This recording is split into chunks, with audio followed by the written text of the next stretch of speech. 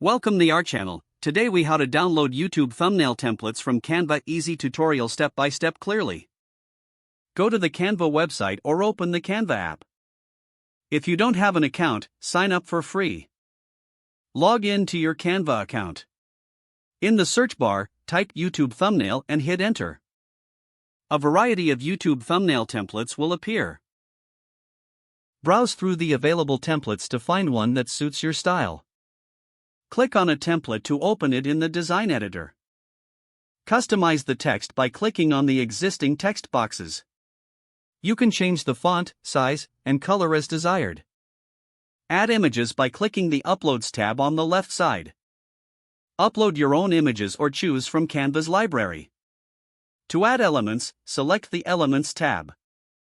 Explore shapes, icons, and stickers to enhance your design.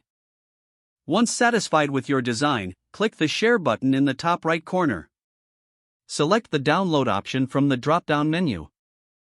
Choose your preferred file type, such as PNG or JPEG. Click the Download button to save the thumbnail to your device. Your YouTube thumbnail template is now ready to use. If the page does not load, refresh the browser or try again in a private or incognito window. Make sure you are using the correct email address, then retype it carefully to avoid small typos.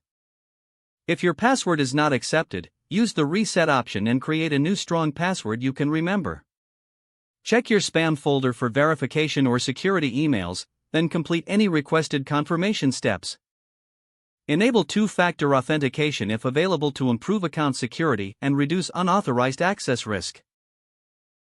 After signing in, review your profile details so your contact information and settings are accurate and current. If you see an error message, note it down and try again after restarting your device and internet connection. Log out when you finish, especially on shared devices, to keep your account and payment information secure.